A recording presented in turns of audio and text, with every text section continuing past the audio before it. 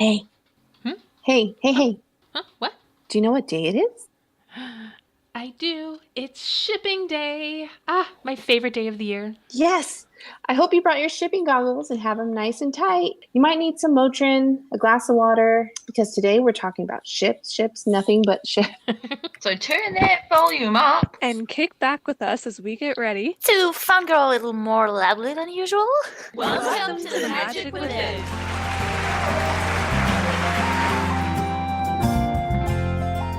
Hello, Avalor. Welcome back to another episode of The Magic Within, your podcast resource for all things Elena of Avalor. We come to you tonight with a very special episode that we are so excited to share with you all. In honor of Valentine's Day, love is in the air, and we, the podcast princesses, are talking ships. Elena of Avalor ships, to be exact, and as a special treat, we have invited several people from the fandom to chime in and share a little bit about their own favorite pairings, too. Not only that, but keep listening to hear the ultimate list of Elena of Avalor ships and Crackships, and analysis on the relationship dynamics behind some of the canon pairings on the show, a chat about our favorite romance tropes, and more. Joining me in our discussions tonight are the podcast princesses. First up, we have Lady C. Hi everyone, it's Chrissy from New Zealand. Lady J. Hi, it's Jenny from California. Lady A. Hey, it's Amelia from Oregon. And Lady G. Hello, it's Georgia from Greece.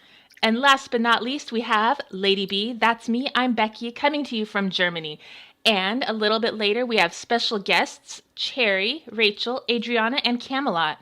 So, as a podcast, we generally try to keep the shippiness at a minimum, right, girls? Right? Right. Sure. But seriously, we do make a conscious effort to keep our focus on canon and reality because, quite frankly, everything about this show is amazing on its own merits. And of course, we have our moments of weakness, but we do try. And spoiler alert, tonight we have decided to have a little fun and focus primarily on shipping because, well, it's fun for us.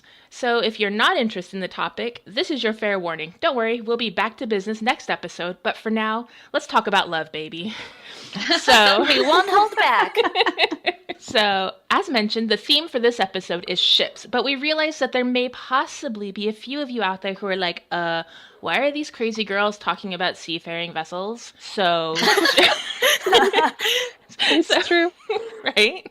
So just in case you are new to fandom in general and are not familiar with the term, ship refers to a relationship between two characters, whether in canon or wishful thinking. And though ships are usually romantic in nature, it can also refer to a deep platonic bond. A few other fandom-related terms you may hear tonight are OTP, which means one true pair, and usually refers to someone's preferred romantic pairing. Bro TP, two characters which have an exceptionally strong friendship, brotherly, sisterly bond that is considered purely platonic in nature. Canon, which are facts that have been confirmed in story or by the creators. Headcanon is plausible fact that is made up by a fan that is neither confirmed nor denied by actual canon. For example, one of my favorite headcanons is that Mateo has a very busy mind and doesn't sleep like a normal person, and as such...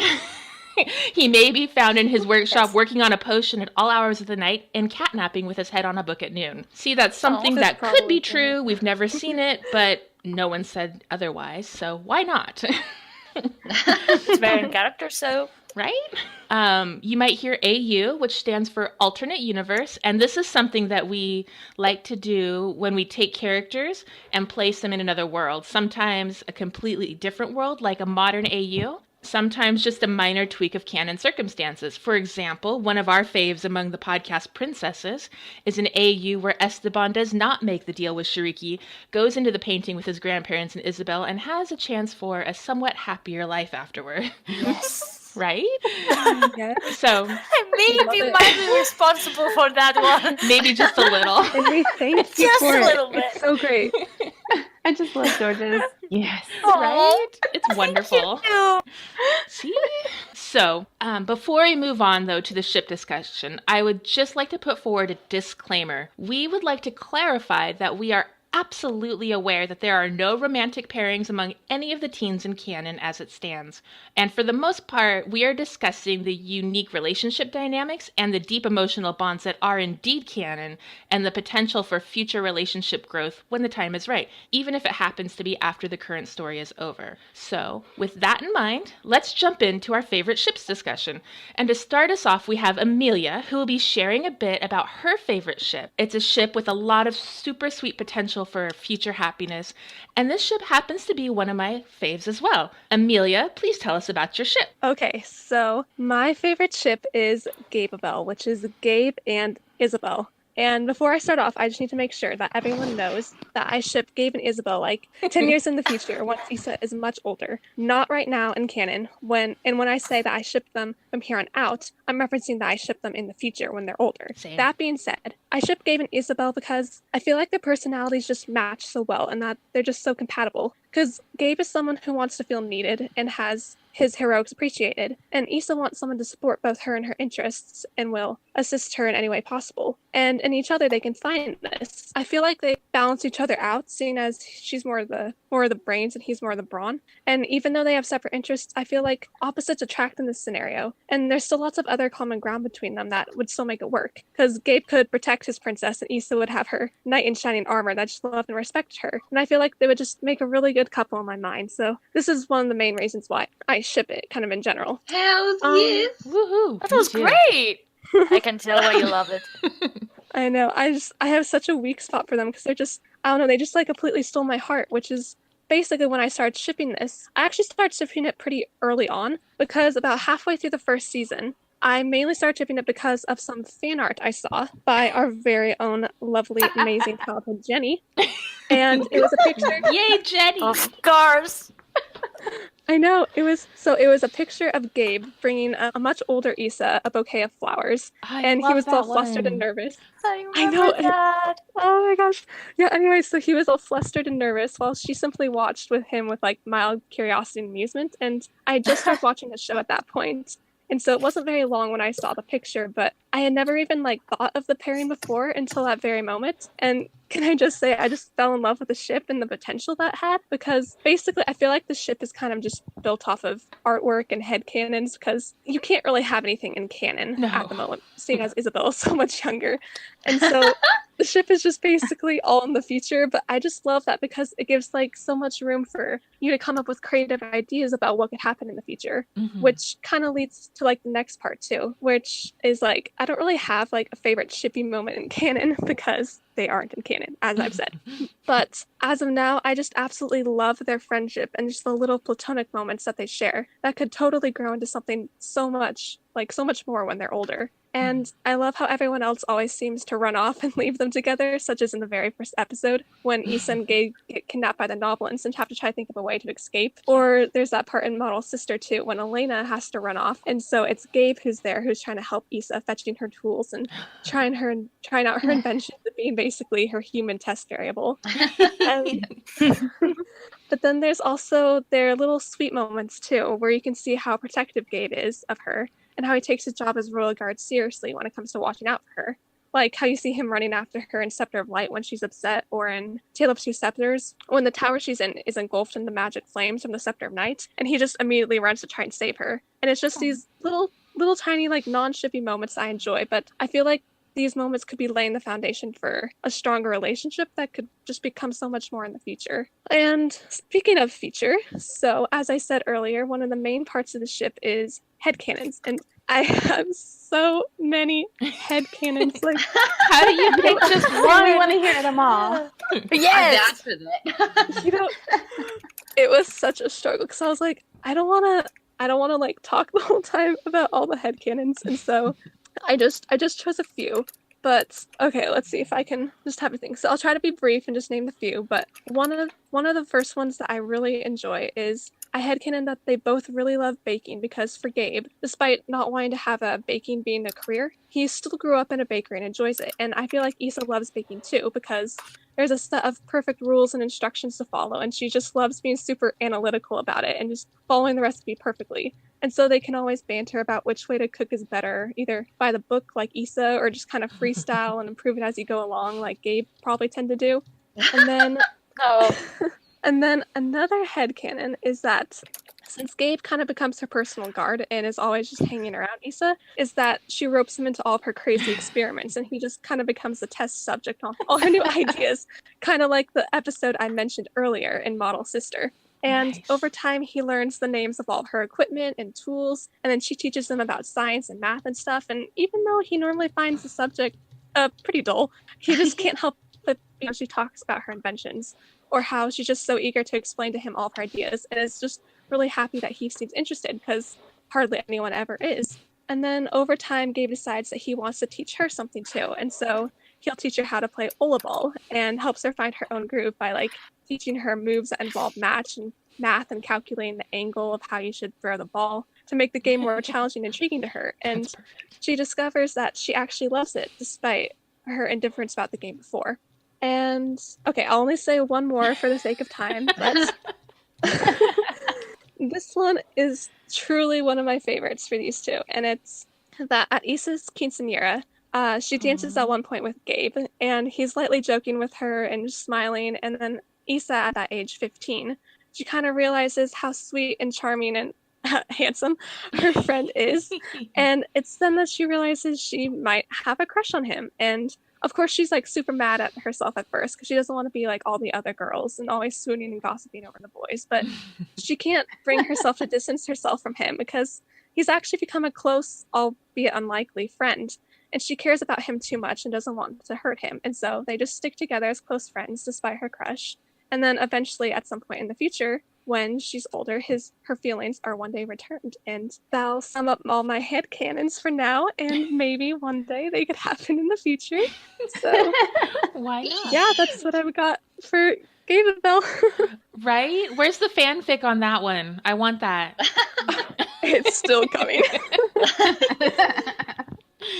Wow, Amelia, your love for Gababel has seriously reminded me why I just love that ship so much. The future potential for these two is really just so sweet. And so next up we have Georgia, who will be talking about her favorite pairing, a dynamic duo in canon with some of the best dialogue and great best friends and worst enemies vibe. Georgia, tell us about your ship. Thank you, Becky. I always somehow manage to, ship the most unconventional of pairings, and that is the case of Esteban and Naomi, also known as Esteomi, the ship I mean, which is a ship that falls into that classic case of rivals to friends to lovers. But I have to clarify that yes, in canon it's pretty inconvenient, as I said. So, as you mentioned, I tend to sip it in alternate universes where Esteban is younger. All right, so already in canon, there's this weird but still strong friendship that is developed. I really love their dynamic in canon. You got Esteban, who is, more stiff and kind of cold at first, and Naomi, who's that girl from the port, and she's all that he despises, actually. She's snarky and she is unruly, but still they find this common ground along the way.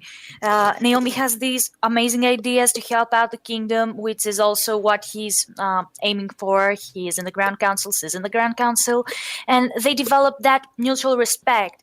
And I'm pretty sure that Esteban in his younger years, one of the reasons he made the deal with Sharik in the first place is that he wanted to be respected and prove his worth, which is also something he has in common with Naomi. Naomi was struggling in the first episodes to prove that she's that someone special, that she has that hidden potential. And you can see in later episodes, they kind of discover that together. He helps her out and My Fair Naomi, though, yeah, I know it turns out bad with Naomi getting a bit irritated and, abandoning her friends. But she still discovered a more graceful part of herself that she did not know she had inside of her. And which she uses later. You can see that her moves are a bit more graceful, that she can use diplomacy a bit more than she did in her early days in the council. Another thing is that they kind of complete each other in ways that you don't really expect.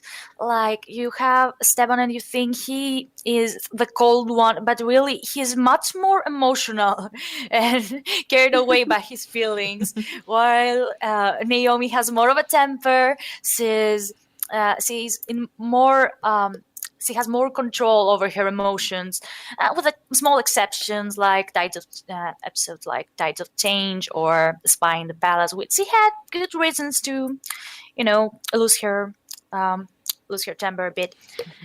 Another thing is that they have small things in common, like they both like sailing, or that, as I said, they both like helping out the kingdom. They like adventure. Chocolate. What? Sorry, not Chocolate. get that? Yeah, They like chocolate. chocolate. They do like Avaloran Yes, chocolate, not Avaloran just any chocolate. chocolate. Yes. Yes, the best. Do not tell Paraiso, though. Speaking of that was one of the greatest moments in in Royal Rivalry. I think everybody loved their dynamic in that one. The teasing, the the confession that, hey, I'm actually sorry for talking behind your back, or insulting you in your face. That was great. However, another moment that I really loved in canon, and it's not really talked about, is that moment that Naomi is leaving in Captain January Returns. That's the episode. Yeah, that's the episode. Sorry. So one of the moments that I love, as I said, is the moment in Captain January Returns where Naomi is leaving and she's saying goodbye to the Grand Council, and actually all her friends, because Elena has invited like the entire kingdom. And she goes to Elena and it's like, oh, you're like the sister I've never had. Then she goes to the abuelos, you're like my grandparents, I love you so much, and all. And then she goes to Esteban, and they have no idea what they are just yet, because he barely started respecting her and remotely liking her. So but still, you can see in that moment he has actually started getting like to her, and she likes that she's got his respect, and it's just as I said, the feelings are mutual. Exactly. He was actually sad she was leaving. That I found that hilarious, to be honest. It always cracks a smile on my face. All right, so actually that's the thing that I love the most about this bank, that the mutual respect that has developed. You can tell that at this point, Esteban holds Naomi to a really high standard. Like when she's mad in Tides of Change, she's expecting him to take her side in the conflict between signing a treaty with the Serenas or not. And he actually seems reluctant to upset her. They've come a long way from the, hey, you're just a girl from the port and you're not qualified to be here. They really have. Yeah. All right, so going to headcanons, I can say, it's basically like canon. I do not know sometimes you don't know what's the difference between headcanons and canon because you're so deep into your thoughts. But yeah, my headcanon is that they will forever tease each other. Like, it's Grand Council meeting has to have some snarky comment, or they're so sassy, all right? And I bet they had lots of them already for Naomi and Esteban to go to that point. They're like, oh, I'm sorry for saying so many things about you. And another thing is that I like to believe that if everything goes well with Esteban's redemption arc and, all this stuff that I'm deeply afraid of, I want them to continue being friends. Maybe Naomi, I don't know how things are going to turn out, but if Naomi ends up being Galena's advisor or something, I don't think she will be leaving. She found her place in Avalor. I don't think she will go out traveling. So I like to think that Esteban would end up kind of mentoring her. They'll have that they'll end up being co-workers in a way, helping out the kingdom and, making treaties, stuff like that. I don't know how to describe that. Yeah, I hope that makes sense. Yeah, I think that especially works well in alternate universes where Esteban is younger, and I may have ended up sipping it because I ended up making fan arts in said universes. Yeah. They were wonderful fan arts. They're Oh, thank beautiful. Oh, you. I gorgeous. love them. Oh, thank you, girls. Like, if you haven't checked them out, check them out. Seriously. Georgia, thank you for sharing this great ship with us. It's hard to deny the strong dynamic in canon between these two. All right. I'm not going to lie. The next ship on our list is my absolute favorite of all time. A pair with an incredibly deep bond of mutual emotional support. Jenny and Chrissy, please tell us about your ship, which is also mine. And everyone's here. Basically. True. Okay, Team Elena and Mateo, aka Eleteo, Matena, Magic Within, Team No Matter What, coming at ya. Woo. It's no secret. It's no secret that Elena and Mateo are the podcast princess' favorite ship. You gotta have a favorite, right? Of course. Oh, yeah. There are Exactly. so many things we love about the relationship between Elena and Mateo. The subtle touching, the trust and loyalty, the team no matter what, and how can we forget about that snow place like home hug? Despite being a lot of physical attractions with the hand holding, being close to each other, and of course that hug, yes, it's going to be a highlight for any Eleteo fan until the end of time. And beyond. There are just, and beyond. Right. There are just so many more emotional connections between the pair that are just so undeniably electric. So let's take you back to the beginning, where it all started. Elena and the pendant, where we meet a young illegal wizard in the kingdom of Avalor. When these two meet, and I mean Elena's still in the pendant and Mateo seeing the amulet for the first time, we see Mateo not only address Sophia, but he bends down and looks through into the amulet like he is actually looking right at Elena. The first person in 41 years to actually bend down and take a look into the amulet. Not to mention, when Elena was freed, it was Mateo that was there to see her after 41 long years.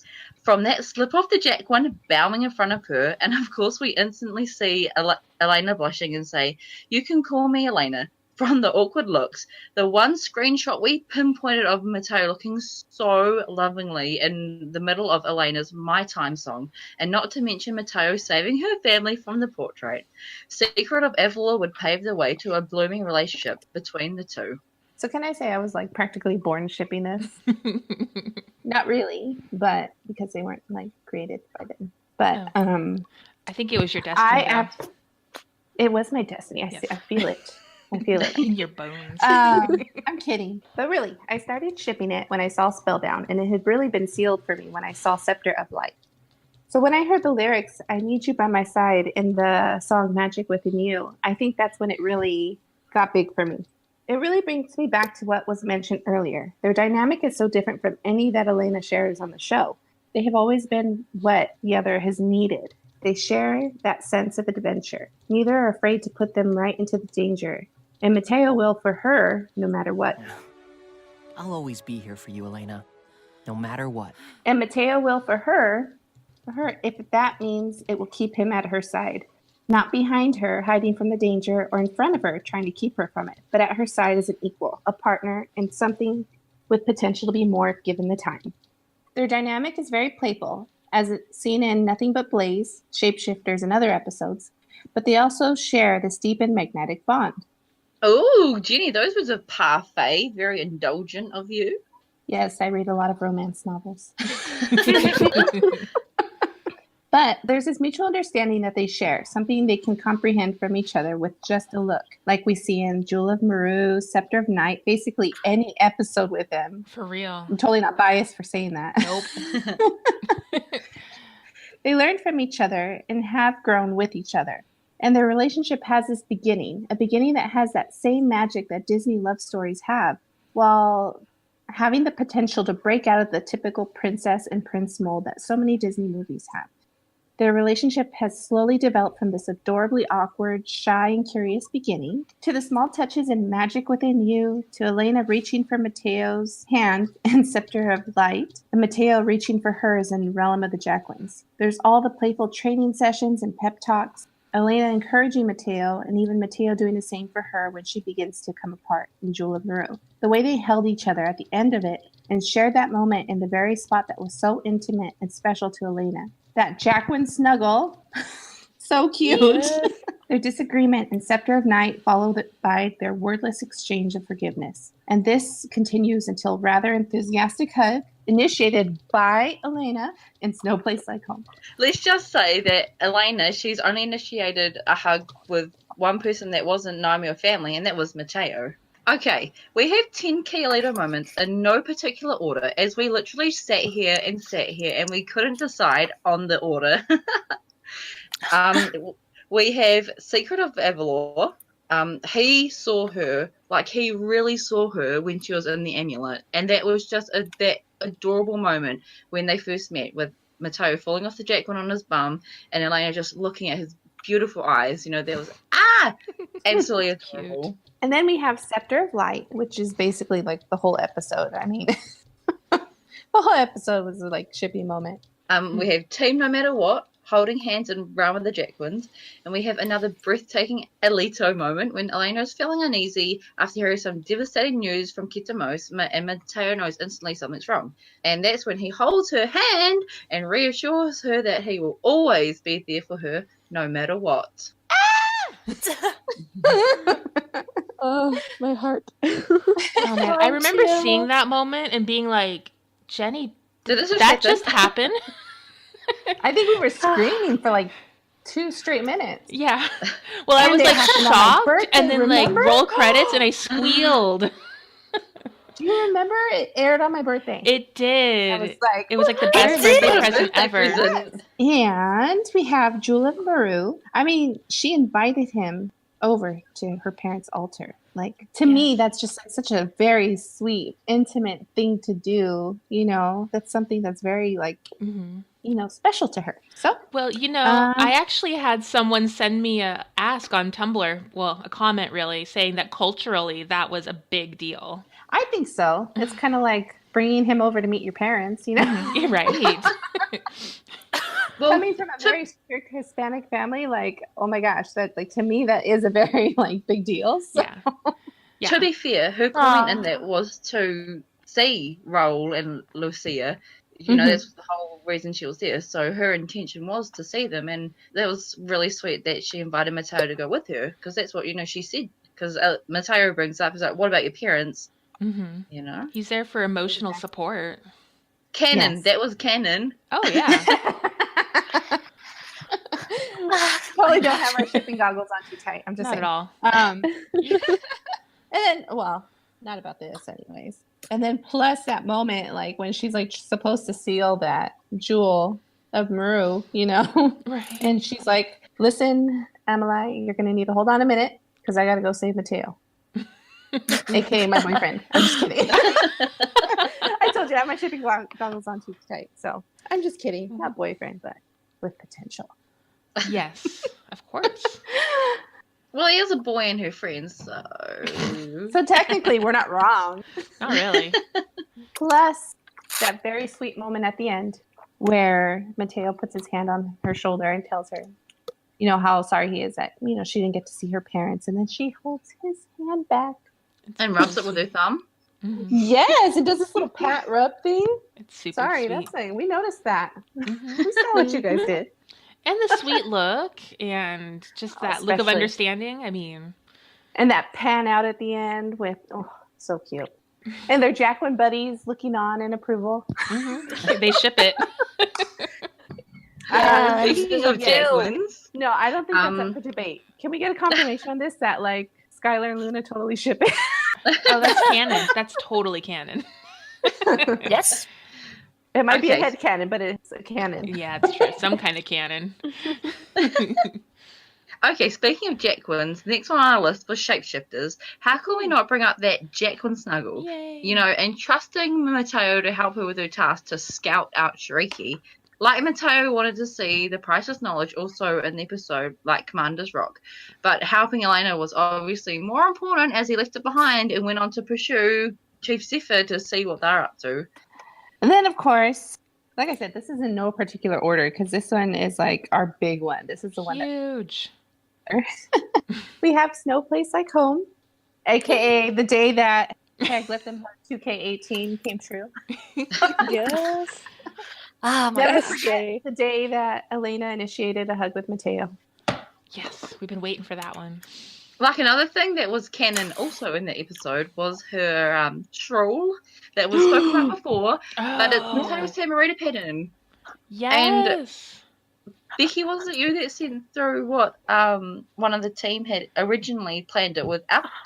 Yes, pattern? the costume designer, she shared her initial design on Instagram, and she said, I asked her about it specifically, and she said that originally she had designed it just a plain yellow trim, and that someone on the creative team decided to add that in later.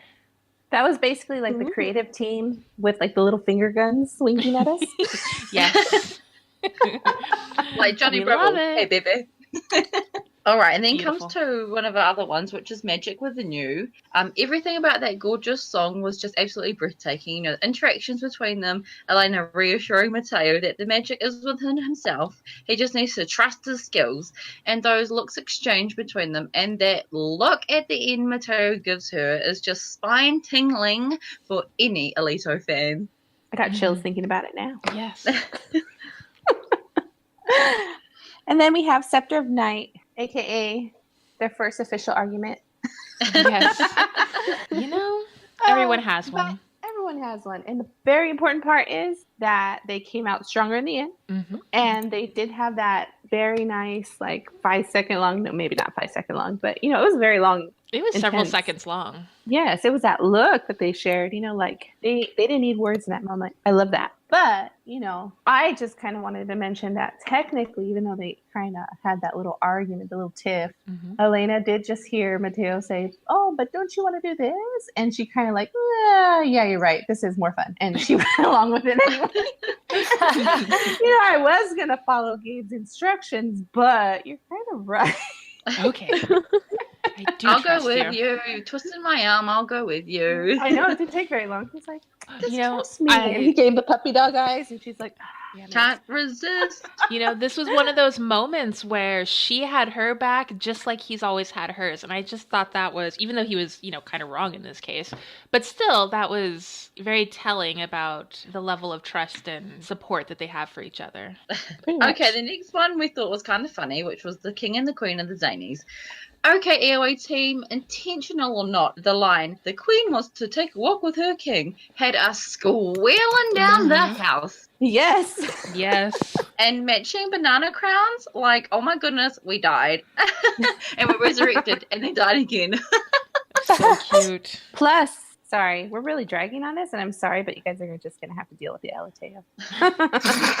The power of Eleteo. Okay, so plus that handhold in Party of a Lifetime when Mateo swoops in and grabs her hand as he smirks at Gabe, holding the box so they can walk under it together. Oh my god. Oh. I think all of us were like squealing that whole episode. Right? We're like, oh my god, this is a competition episode that they said was not shippy, but we're gonna totally make it shippy anyway. We have one quick last one that, you know, is 11, but we had to add in anyway, was that jaw drop when Mateo saw Elena in her new masquerade outfit in Song of Sardinas. Yeah. Oh, how can we not add that in? Come on, guys. Oh, my goodness. Not just the jaw drop, but the weak at the knees. Like, he, like, Yeah, That almost is fell canon. over. You can't deny that.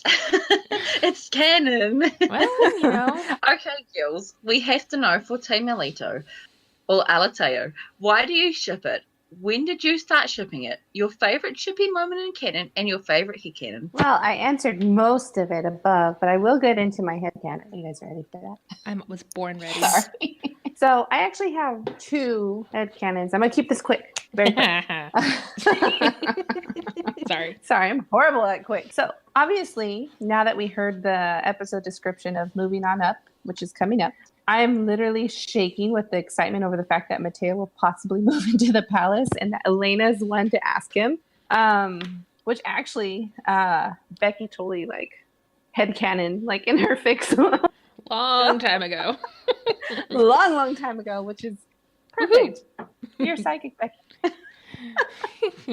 So, of course, this is like one of my favorite headcanons, possibly confirmed ever. But since this is maybe coming true the next episode, I have to say my favorite headcanon is ready? Totally. Mateo and Elena baby. Yes, the babies! Our babies! Yes. So a lot of you know, like me and Becky had this like collab project. Like it kind of started off, I was drawing Mateo, like I had this whole Dad Teo thing in my head. So sweet. With the baby. So yeah, so I drew this picture of Mateo with a baby. And then I was like, we can go somewhere with this. Mm-hmm. Okay, so we started making these Eleteo babies. There's 3 of them. And me and Becky were totally bouncing ideas around, and we created this backstory for these kiddos and started this collab project introducing them to the fandom. And they were actually really well received. So, yay! Thank you, everyone. Yes. So we even have names for them. Sorry, you guys are getting the baby names too. Really, you know. I love these We babies. have babies. So we have Ana Lucia, who's the oldest. We have Bianca, who's a dramatic middle child. Totally not like me because I'm a dramatic middle child. Self-projecting. I'm totally not the inspiration for that. And then we have Julian, the bouncing baby boy that's at the mercy of his 2 very protective sisters. So if I had to pick a favorite headcanon, that would probably be the one. But just really quickly, one last one. I totally just thought of this right now as I was talking. Actually, my second favorite headcanon is that Mateo, and Elena get married, and he does not like being called King of Avalor. Oh, I yes. love that. So whenever anyone addressed him as King of Avalor, he totally says, "Oh, no, sorry, you got the wrong guy. I am actually the royal wizard." Because I love that. He's the royal wizard, and Elena's like totally like, yeah, Actually, I drew a little comic, little art piece to this. Yes, where Elena's like, yeah, the royal wizard who just happens to be married to the Queen of Avalor. But I really think that Mateo is such a humble person. Like, if they were to get married, he would totally as the royal wizard of Avalor and like totally own up to that title. And anytime anyone called him King of Avalor, he'd kind of boo hiss at them. Ugh, no. Cringe. So, yeah, that's it. I'm done. Oh my lord, Jenny, I love it. And by the way, if you see the gorgeous babies, Jenny has actually drawn them. So go jump on her Tumblr or Instagram. She has them on there. They are the sweetest. I love those babies. Okay, mine just quickly. Why do I ship it? I am a sucker for love and love being in their love with the idea of love. So when I saw these ecstatic dynamics between these 2 teenagers, I had to wonder if there was actually something there. The hand-holding, the looks shared between them, and their understanding of how they both operate. When did I start shipping it? Although I could have cried and probably actually did in Magic Within You, I actually fell in love with them in the Scepter of Light. They battled together in the temple, Mateo holding her, keeping her safe, and carrying her back to the palace. And that last scene where she thanks him for helping her and holding his hand. I think I died. We all did. Mm-hmm.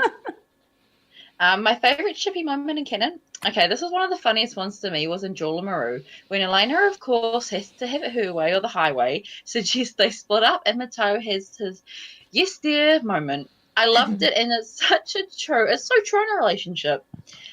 Speaking of Jewel and Maru, I just absolutely love their time together at Lucia's and Raul's altar. It's such a deep and personal time for Elena, and she was able to share that with Mateo. Very special. And my favourite headcanon, okay, so for Team No Matter What, is that Elena makes routine checks on Mateo in his workshop, and he doesn't mind one bit.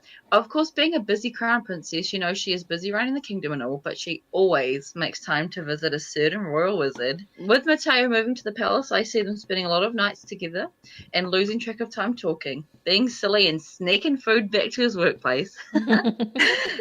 They spend a heap of time together, and their already blooming relationship blossoms into both declaring their love for each other, making their affections public, and a gorgeous wedding with a proud Rafa, Francisco, Francesco and Luisa, as well as Naomi and Esther as bridesmaids. And of course, his best man would be his bro Gabe and undercover wedding planner, Mr. Esteban Flores. I love it. Perfect. What a beautiful wedding that would be. I can just see them both in a carriage through the town, waving to the villagers as they throw petals at them as they drive past, stopping at a cemetery to place a bouquet on her late parents' altar. Swoon! Okay, just to wrap things up, Jenny and I just wanted to go through where are they now versus where we think we see them in the future.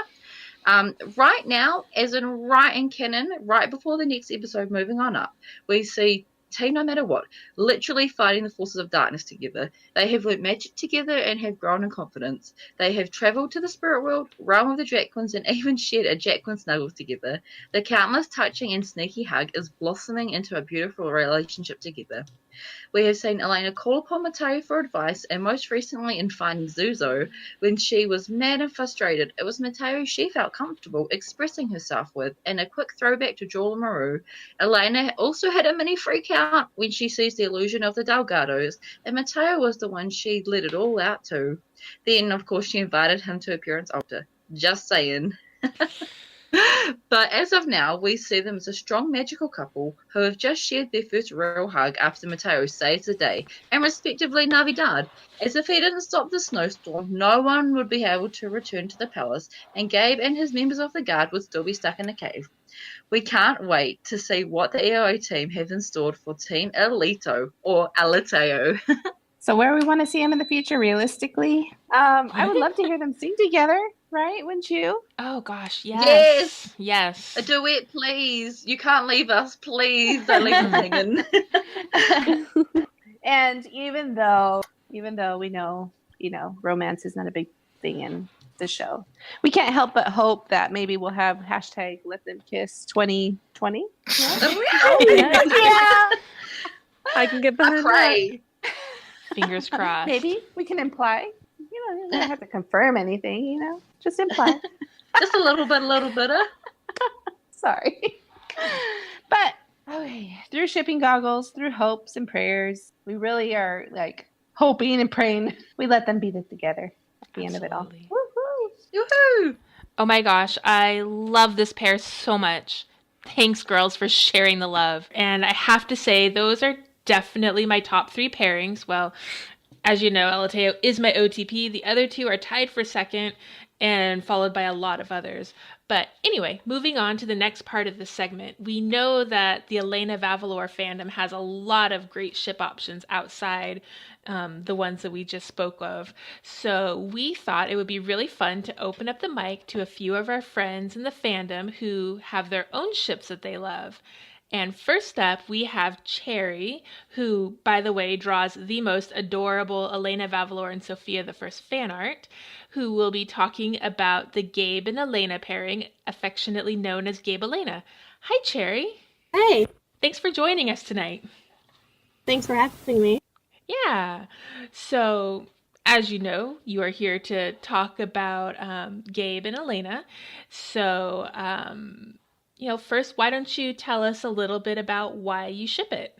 I just think it's an interesting dynamic because at first it just looks like your usual Disney princess pairing with, the guy, he's a higher power, not really. He's like the protector, and the girl, the one who needs to be protecting. And I think that's how the ship actually starts out, with Gabe having a little crush on Elena. Mm-hmm. Because he thinks that he needs to protect her since he's the guard and she's the princess. And that eventually changes, though. I like it because it starts out really typical. Mm-hmm. It like when this show first started, everyone pretty much thought Elena and Gabe was like, I don't want to say end game, but everyone was shipping it because it seemed like the more obvious thing to do. Mm-hmm. And their dynamic was pretty Disney standard. Yeah. But the thing is with it, it breaks away from that mold of your usual pairings, because at first Gabe interprets Elena as like your princess to protect, but he learns that she's a lot more ambitious. But not only that, he has to trust her ambitions. Mm-hmm. Because, like for example, in the Chiroka episode? Yeah. He has to guard her when she visits the Chiroka. And at some point, she was actually going to talk to him, the Chiroka, but he stops her because she's about to get herself killed.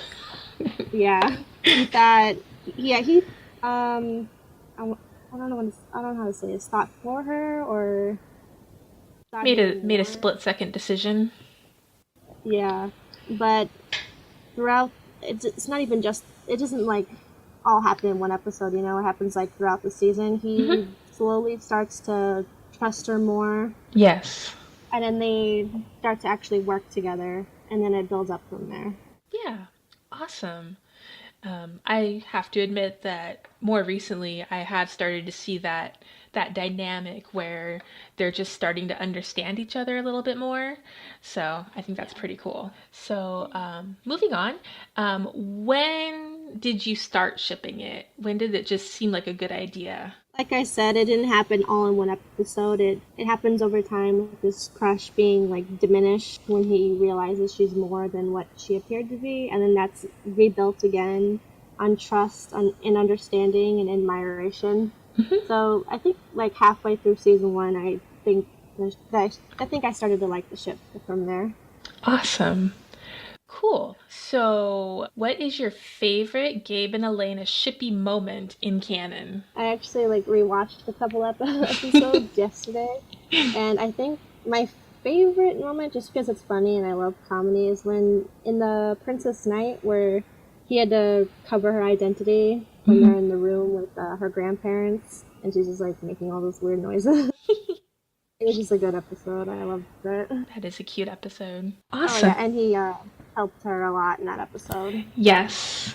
That was just a great showcase of the dynamic between them. Awesome. Yeah. All right. So, do you have a favorite headcanon for Gabe and Elena? I actually couldn't think of one, honestly. I just like what the show gives me right now, especially when it's still unfolding, So I don't want to jump ahead. Absolutely. I'm all about living in the moment and taking things at face value. So I totally understand that. Yeah. Okay. So there you have it, folks. I think Cherry's made a really great description of the Gabe and Elena ship and shared some of the goodness that is there. So thank you, Cherry, for joining us. I really appreciate it again. Thank you for having me. Yeah. All right. Next up, we have Esteban and Doña Paloma. And I have my friend Rachel, also known as Cartoon Fangirl 1218 on Tumblr and Discord. And she's been gracious enough to join us and talk to us about one of her favorite ships. Hi, Rachel. Yeah. Hi. Thanks for joining us here. I'm very happy to be on. I mean, I love it, the podcast so far. So. Oh, thank you. Awesome. So let's just go ahead and jump right in. So, Rachel, I know that one of your favorite ships here is Esteban and Doña Paloma.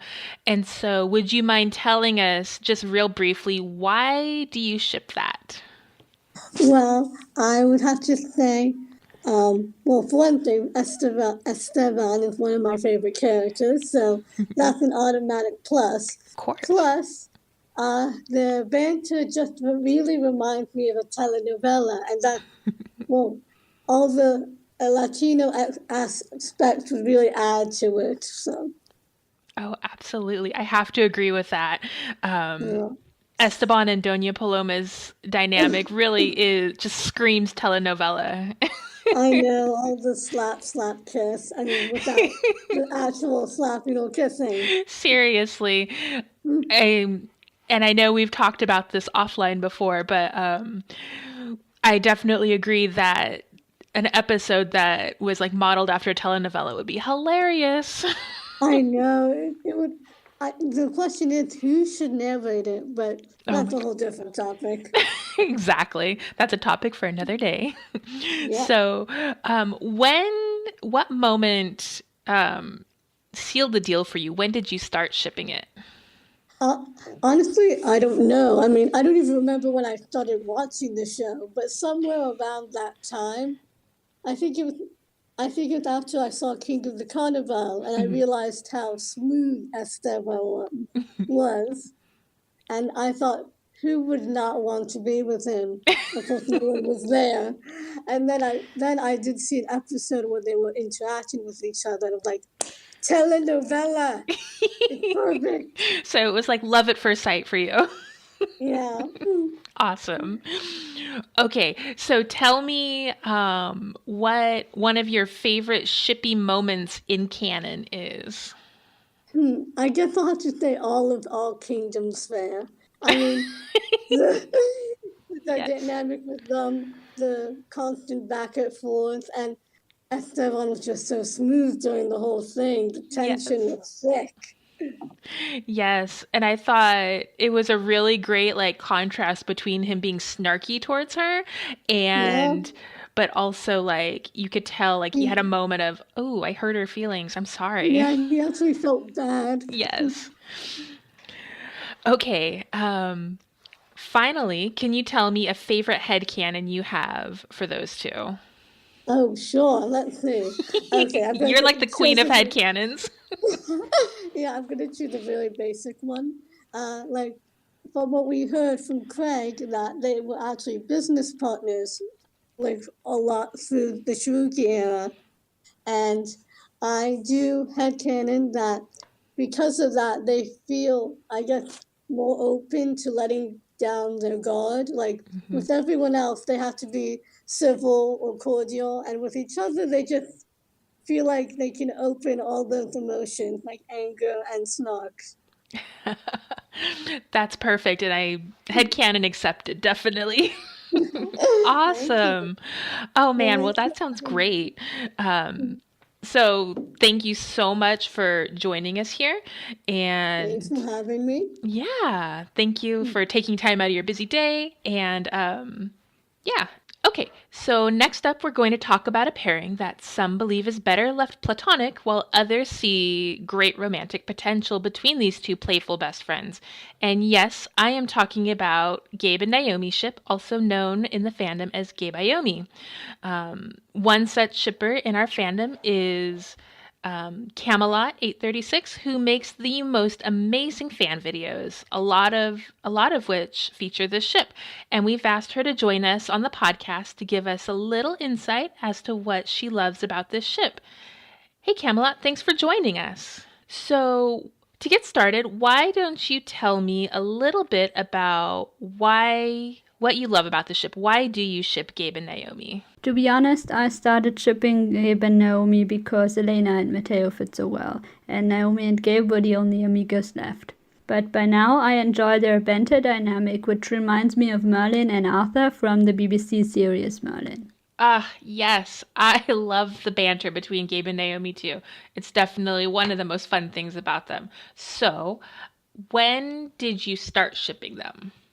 The first Elena episode I watched was Spellbound, where I liked Gabe and Naomi's flirty interactions. Yup, they definitely got a strong start in the banter department in Spellbound, and it only gets better from there. So now tell me what your favorite shippy moment in canon is. My favorite shipping moment in canon is either the Song of the Sirenas, when they save each other from Shuriki and Fiero, or their dynamic in Spellbound, where they forget the mission for a moment to continue arguing about Gabe's singing voice. Elena's little smile says it all.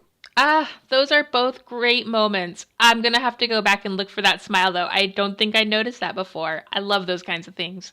So now tell me, do you have a favorite headcanon for these two? My favorite headcanon is that Gabe bakes treats for Naomi in his spare time. I have to say, headcanon accepted. There's no doubt in my mind that Mr. Baker Boy has a secret love for baking and that he would share the fruits of his labor with those that he loves. So there you have it. That is the Gabe and Naomi ship. Thank you so much, Camelot, for being here tonight. I really appreciate your time. All right, so before we move on, I would like to take a moment just to talk a little about crackships. Now, some of you may be asking yourself, what in the world is a crackship? Well, I'll tell you.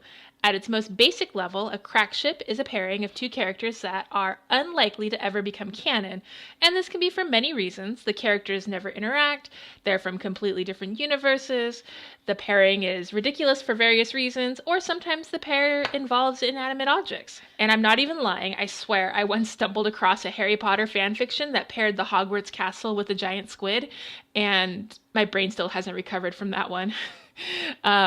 Anyways, people have all kinds of reasons for liking the pair. Some think that the pair looks cute together. Personally, I'm more of a canon shipper. However, I will take an interest in a crack ship when the story potential is strong. And our final guest this evening is here to talk about one such ship that I've taken an interest in, and according to the number of asks about them in my Tumblr inbox, it seems to be gaining popularity in the fandom. My friend Adriana, also known as Lost Butterfly Utao throughout the fandom, is here to talk about our very own Captain Gabriel Nunez and Carla Delgado as a pair. Hi, Adriana. Hi. So, thank you so much for joining me tonight. How are you doing? Tired. I believe it. You got up at 4 o'clock this morning, didn't you? I get up at 2:30 in the morning. I had to be at work by 4. That's right. Oh my gosh. See, I'm tired just thinking about it. Thank you. Extra thank you for joining me. So, and some of you, if you are involved in the fandom at all, you know Adriana as our resident Carla Delgado stan. She loves Carla, and we all love Carla along with her. I think that she is 99% responsible for pretty much everything that I think about Carla now. And it's all good. So, anyway, getting back on topic, sorry about that. Tell me, Adriana, I know that you enjoy the ship with Gabe and Carla. Why don't you tell us a little bit about why you ship it? There's a funny story behind that one, actually. My best friend came to visit back in October, and she wanted to watch the show with me. And we kind of skipped around, but as in, like, just I knew where the storyline to go to avoid a lot of the filler because she's not having that. And when we got through the Spy in the Palace trilogy, she tells me, she says, I kind of low-key ship Carla and Mateo. And I said, no, you can't do that. That is their precious wizard son. Don't do that. And so I posted the interaction on Twitter. I remember that. Yeah, and then you replied to it and said it was something at the bottom, like something that was along the lines of that I low-key ship Carla with Gabe because of the cop and the bad girl trope, and then my friend goes, "That's even better." Yes. And then it just it started out as half a joke, and then it became a thing. And it's basically the story got a plot, and the plot got real serious real fast, and now I'm 40 pages into a romance fanfiction. Oh my goodness. I've read bits of it and I love it. Thank you. That's great. That's a great ship story too. So, this might be a similar or the same answer, but when exactly did you start shipping it? What made you decide, yes, this is the pair for me? Well, after that, and I told you that the story got a plot, and the plot got real serious real fast. Well, before then, I had started fleshing out a whole AU timeline. I basically just stole the entire plot to Equestria Girls, and I regret nothing. Absolutely nothing. And once I had that all worked out, I was able to kind of start putting those pieces together. Mm-hmm. And when because I had to take into account what had happened before, the course of the timeline, which led to the character development, which led to what or who Carla became after that. Mm-hmm. And then her personality and his, it just made for a really interesting dynamic in my mind. Yeah. Because they're both very strong people, and Carla in particular is a very strong personality. She's a force to be reckoned with, that's for sure. She be but small, but she's fierce. Yes, I agree. Okay, so one of my standard questions for this interview is favorite shippy moment in canon, but there isn't really one, is there? No, the most that we've gotten is she has magic tornadoed him twice. And the second, and I think they've never really exchanged words except for the second time she did it. She goes, "Sorry." That'll be a story to tell their children. So, kids, the way I met your mother. She swept me off my feet, literally. I think that might have been an Elena-style pun. No, considering the way I actually have that later story going, that would be an interesting story. Because I'm just gonna say it. I am not really into what we call I guess you'd call it like what they call the life script thing. Mm-hmm. I think so. Wait. Yeah, which generally means basically like the path that most of the population follows. You go to high school, you go to college, you get married, you have kids. Of course, yes. And so stories like that never particularly interested in me. But then I had an idea that popped up one day. And I haven't figured this out because I don't think I'm ever going to write this story. But their kid is actually adopted. Oh, hey, that would be really interesting. She's a force to be reckoned with herself. She sure is. So, along the same lines of like story ideas you have, what is a favorite headcanon that you have for Gabe and Carla? There's actually two that I really like. I couldn't decide because I kind of tied together. Go for it. Share them both. The first one is I feel like based on their personalities, they're not particularly comfortable with like public displays of affection. Mm-hmm. I mean, there's this small things like they hold hands and they walk together, or like they'll sit on the same side of the table at restaurants. But the way I describe it is they're not Elena and Mateo, which is not a bad thing. It's just they're more like Fanny says, they're just a little more touchy, you know. Absolutely, no, I totally get that, and I picture Gabe to be a little bit more of a private person in general. Who did I? With that, actually, because they're not in the public displays of affection, but they are completely adorable when they're alone. And surprisingly romantic, which I later have somebody mentioning in the story. I mean, I don't think Carla will never admit this out loud, but at least the way I had canon her, like, she secretly likes to be held, and she likes to be snuggled, and she likes to be kissed, and so there's a lot more, like, laughing and kissing than you would think when they're alone. Oh, I think Carla has a lot of lost time to make up for all those years of being alone. Well, she admitted she feels alone. Mm-hmm. Exactly, in her song, or the song she shared with her dad, or rap. I can't wait for her to get another song. I know. I'm hoping that she'll get to sing in the next Delgado episode. When are we getting that? I don't know. I think it's supposed to be in March. Okay. I am not okay. Yes, I think it's supposed to be in March, maybe April.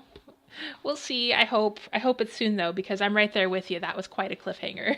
Starting with the fact that the episodes are out of order to begin with, I'm like, I have been into anime too long for this to be okay. So, the second one, and this more so goes along with like my timeline and the storyverse and the headcanons I have in general. Mm-hmm. But in my storyverse, and I headcanon that Carla loves to dance. It's actually one of her gifts, and it's a huge part of who she is, and it's mostly hidden until her Sunset Carla arc. Gabe, on the other hand, not really the best at it. I mean, he can dance to a point, but I really doubt he knows all of the complicated dances and steps that Carla does. Yeah. But he tries. And, he's you know, they love to go out dancing together, and she likes teaching him, even though she can get really frustrated because we know that patience is not one of her virtues. No, definitely not. It is not. Especially if there's, you know, a show or like some sort of performance on the line. Mm-hmm. Really kind of grates on her. But at the same time, when that's not going on, it's a really good way for them to spend time together. Aw. And in his case, he kind of gets to know more about her because she tends to relax a little bit more when she's dancing, and she talks more. I love that headcanon. I can totally picture Carla dancing and definitely agree that she has a short patience span. But I just think the idea of the two of them going out dancing together is adorable. All right. Hey, Adriana, thank you so much for joining me tonight. I'm right there with you, and obviously I must be since I'm the one that suggested it, apparently. But I think this is a really cute ship, and as far as Crackship goes, it's a pretty mild as far as the crackiness, if that's even a word. But awesome. Thanks, Adriana, for sharing your love for the Gabe and Carla pairing, and thanks to all of our special guests for adding your unique perspective to the podcast. You guys were amazing. So, next up, we thought we would have a little bit of fun. Lady C will be sharing something that we've worked on together as we came up with the ultimate list of Elena of Avalor ships and Crackships, from the expected, unexpected, obvious, and completely outlandish. We have them all. Although I'm sure that you can probably think of a few extras. But without further ado, take it away, Lady C. Awesome, thanks, Becky. Okay, so these, like Becky said, are a bit crazy. And we hope you guys have a laugh along because it was really fun putting this together. Okay, first up, we have Elena and Mateo, Elena and Naomi, Gabe and Isabel in 10 years' time, Elena and Gabe, Gabe and Naomi, Elena and Marcel, Elena and Marisa, Gabe and Marisa, Gabe and Daria, Naomi and Marcel, Naomi, Captain Julia. That's one of my favorites. Elena and Valentina, Elena and Alonso, Valentina and Alonso. That's a pair. Marcel and Valentina, Esteban and Daria. Whoa! Where did that one even come from? What? Mateo and Gabe, Gabe and Carla, Naomi and Carla, Alonso and Naomi, Julio and Valentina, Elena and the Yukari. What? Oh my god! This is stuff you found? No, we're making things up. Oh, you gave me a heart attack. I was like side-eyeing Canela and Fuego. Aww. What? Horses? Horses. I can't. Horses have love too. Oh no. Orizaba and Zuzo. What? Daria and Ocho. Whoa. Kike and Amara. Kike and Christina. Doña Paloma and Victor Delgado. Esteban and Doña Paloma. Esteban and Professor Mendoza. Cuco and Ocho. Oh. My goodness. That works. Fiera and Shariki. Fiera and Rafa. Your favorite. Gosh, no, hopeless romantic for those two. But anyway, Elena and Chiroka. Who wrote these?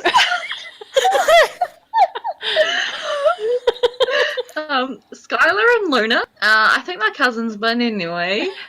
Mix and Luna. Anyway. Mix and Skylar. I swear I saw Thick about that one once. I can't. Okay. Orisama and Marimonda. Bobo and Kakawase. Okay, Amanda and Hagen. There's a little hint of that in No Place Like Home. Yeah, and Blockheads. Oh, yes, that's right. They were like, and then we have Mateo and Magic. Of course. Doña Paloma and Money. Nice one.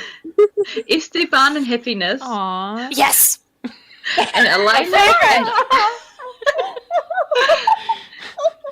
And last but not least, we have Elena and Love and Justice. So, yes, I hope you guys have had a little laugh along with us because they were some crazy ships. But anyway. The Crackships are strong in this fandom. Oh my gosh, for real. Well, the struggle was real. Right. There you have it, folks. In case you are looking for inspiration for a new fanfic, crackfic, or just something new to ship because, you didn't have any other options, we've got you covered. All right, next up, we're going to switch gears a little and talk about some of the canon couples on the show. Yes, they do exist and are actually a bit more common than you might think. We have several married couples and even one love at first sight couple that we got to watch find each other on screen, each with a unique relationship dynamic. Georgia is going to talk to us a bit about these couples. All right, Georgia, we're ready when you are. Thank you, Becky.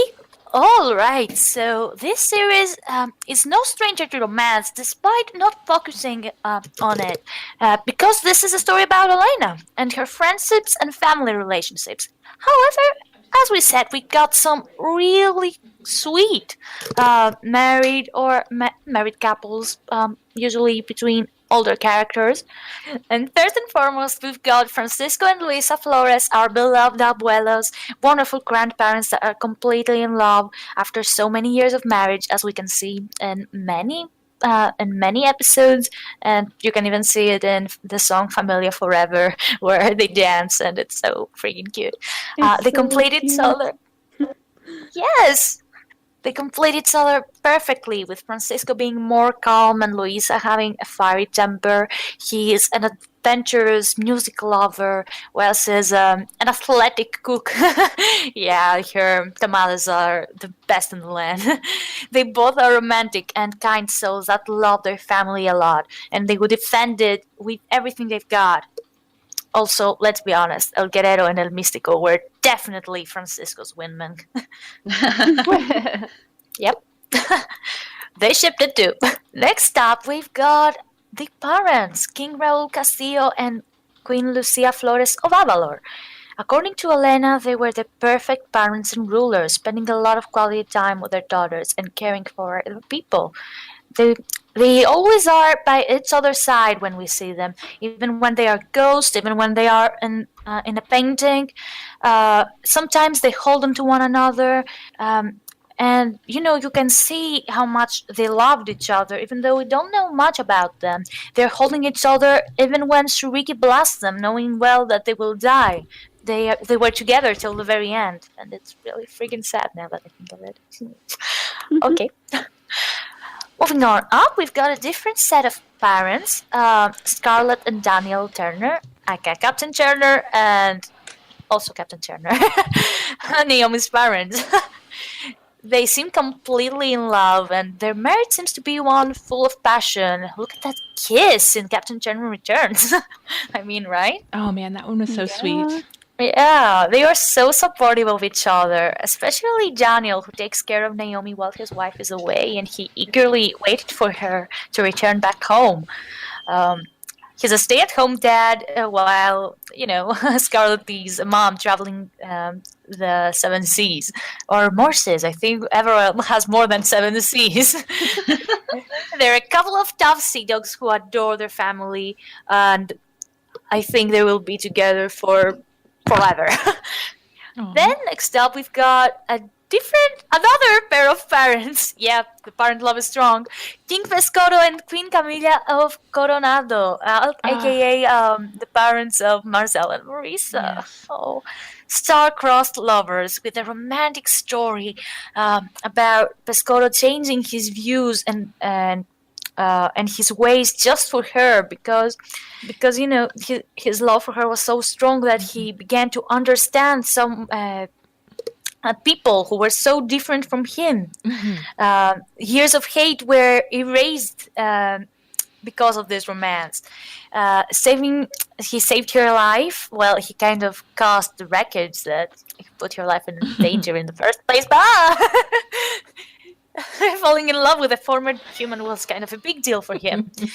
And that goes for her too. She married the king of an underwater kingdom. So they share also another passionate kiss, the second most passionate kiss. I love that kiss. Yeah. Yes. I don't know. I think that kiss was rates higher on the passionate scale than Daniel and Scarlett. Yeah, actually, it was. Yeah, It was a I yeah. forgot. I actually forgot that Scarlett and Daniel had kissed because of that. Right? I would describe that as like probably the most beautifully animated kiss I've ever seen. It's definitely up there. Yeah, and they're also a really, as I said, they're a really loving couple. But they're also protective and sweet parents and rulers. Camilla also has rather the influence on her husband, just like their daughter Marisa. She seems to be able to appease to him and make him see things in a better light. It's really cute. Another couple, more so many. comical yeah, there's so many. Well, like wow, do you expect that? But we got a special episode just for this couple. And that episode is Lava Story, starring Charoka and Charika. Cute rock couple. Rocadores with anger issues. Right. Well, everyone has a common ground. Yeah, true. There's this anger management. Exactly. But the thing that made them come together is that in spite of their anger issues, they manage to bring happiness and calmness to one another. They find their match. It's really cute. They're absolutely in love. I love how they are a singing duo with such beautiful voices. And Chiroka likes to show his love by showering her with gifts and appreciation. It's so darn cute. Precious. Yeah. Next up, we've got some other pairings that we don't know much of. Like, we've got Gabe's parents, Roberto and Blanca Nunez, who seem to be doing well, a married couple. They're cute. King Joaquin and his wife, Queen Teresa, who also have a daughter, Katarina, Princess Katarina. Another genius like Isabel. Then we got Victor and Mama Delgado. Oh, that's right. Yeah, we almost know nothing about that relationship, though. Despite our previous assumption that they probably are not in good terms and that Victor confronts her about her absence, we have to see about that in the episode Not Without My Magic, the episode coming up. And finally, we got Meeks and his mate Dolce, who is a character we were introduced to in the episode The Beautiful 3 Baby Jacquins Were Born. Hatched, actually. Babies. Yeah. And, well, it makes sense that we learn about her in the last minute because, well, we really couldn't know that, hey, Mix has a mate. And they also got babies. That was a really great surprise, actually. That was. That's so cute. Yes. And judging by their babies, I can say that their love is probably really strong, too. And Dulce is a great addition to the Flying Jacquin team. Yay. Yes. for Amigas to write. So cute. Yes, and I think that's it from the canon pairings. You cannot say they're not few. They're pretty good for a series that is kind of taking a stance against making canon couples. Well, I think the canon romance thing is more like directed at Elena anyway, so I think it's pretty cool that they've established several couples with healthy relationships in the background. Exactly. And all these different kind of families and dynamics, it's really good.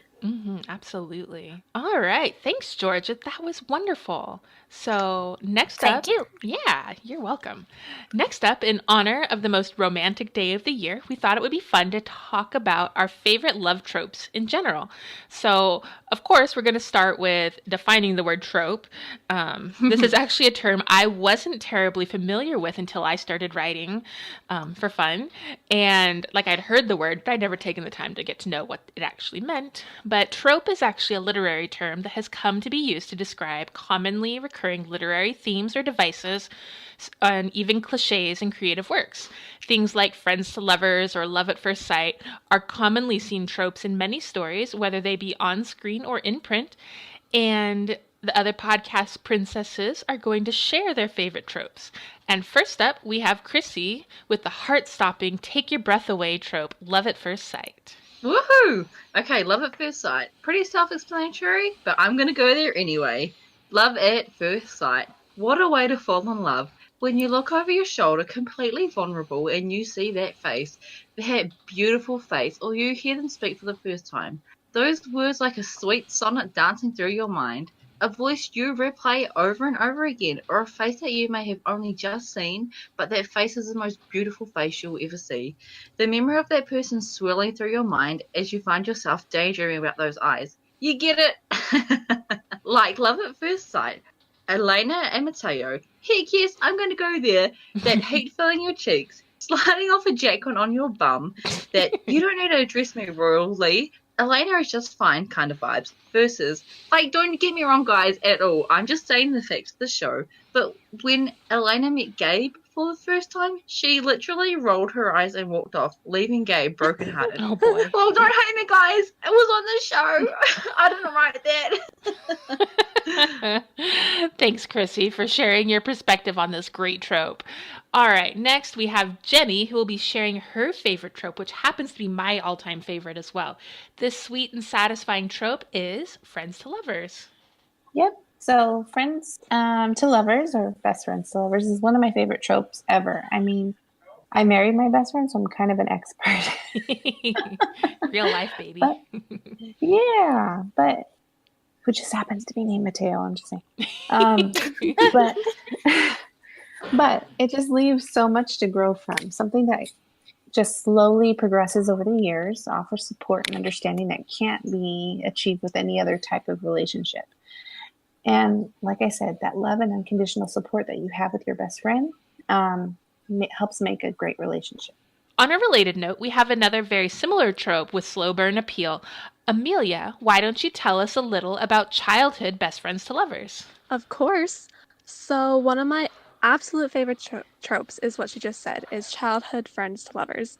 And seeing as I just love romances that are built on years of friendship and trust and respect that slowly turn into something more. And you can't really get more of a slow burn than starting such a fundamental friendship at childhood. And I think the whole trope is just super sweet. And because they've been friends since childhood, they've already established a special bond and clearly enjoy each other's company if they're still friends once they're older. Being childhood friends also allows the couple to form lots of memories and inside jokes and have lots of experience together as they grow up. Aww. Plus, falling in love with their lifelong friend makes it so that there's never any uncertainty about the type of person they are that often accompanies the beginning of new relationships. They also would never have to worry about meeting each other as parents and making a good first impression because they will probably have already known this other person and know their family. Plus, this trope provides lots of room for character growth, seeing as the couple has to realize that their feelings go beyond friendship and come to terms with the changes. Plus, they see where these feelings take them, so there's just so much potential. And like I said earlier, these type of relationships are either really cute and sweet or else super angsty, and to be honest, I love both sides, and so I'm always here for it. Yes, it's awesome, and I can totally see why it's your fave. It's one of mine too. All right, let's turn the floor over to Georgia, who's going to share a bit about a trope that's all about trust and two people bonding by fighting side by side as equals and partners. Georgia, tell us a little about the battle buddy trope. Well, the battle buddy trope sure is one of my favorite tropes out there, as you girls know, because as Becky clarified, it's a trope that is all about trust and compatibility. It's about people who have a common cause and they come closer because of it. They have a duty to defend and protect, but they also realize along the way that they want to protect and save each other from harm, and it's really, really beautiful. That's a trope that can apply to actual fighting couples or even couples that are in a way co-workers, or they just aim for a certain thing and work together. So it actually can apply in many situations. It can apply to co-workers. It can apply to any people who just have this aim that they try to achieve together and they bond on their way there. And well, it's kind of extra fun when they end up kicking butts together. Heck yeah. yeah. Yeah, it's really cool. I do love the battle couples. You got action, you got romance, but it's not that. Sometimes when you find that romance may be too cheesy or too romantic, it's nice to have a battle buddy kind of romance going on. It breaks the mold a bit. Wow, girls, I loved hearing about all these different tropes. While Friends to Lovers is definitely my fave, I adore all of these. Now, before we close out, we just thought it would be fun, again, in honor of Valentine's Day, just to kind of, and since we're also an international group of friends, that it would be really fun to take a quick peek at the word for love in the different languages and cultures that we all come from. So, Chrissy, take it away. Okay, love around the world. Being from all across the world, us podcast princesses wanted to share with you what the word love actually means in our culture. Jenny, let's start with you. All right. So for me, love is amor. So that's, Spanish because my family is Spanish. Okay, sort of similar to amor. In New Zealand and Māori, we actually have the word love, which is aroha. Cool. Ooh, That's a fun word. That's really cool. Amelia, what about you? Okay, so my ancestors are from Norway, and so I only know a few words and phrases in Norwegian, but the Norwegian words for love, there's actually two. One of them is elske, and it's the verb for love in Norwegian. And then the other one is the noun for love, and that's kjærlighet. And so, yeah, they're both really cool. That's cool. Oh, well, thanks, Amelia. Okay, Becky, what about you? Well, I'm American, and the English word for love is love. No way. I know, shocking, right? And But what does it mean? what does it mean? That is the question for all the ages. What is love? Okay, Georgia, what about you? Oh, so in Greek, as you may know, there are 4 main words that are used to describe love, all different kinds of love. There's the main one, the general word that is used for unconditional love, and that is agape. Then there's eros, or erotas, which is the romantic love. Then we got forms of love like friendship, which is philia, and the family love, which is storge. And yeah, I think that's kind of interesting. We use a different one depending on the occasion, but the most used one is probably agape. Wow. That is so cool. I love that. Nice. It sounds very lovey. Yes. Sounds like the Greek language has a very good grasp on the complexity of love. Yeah, it's one of the things that people here talk about a lot. It's it's one of the basic values: love between the family and friendship, even hospitality.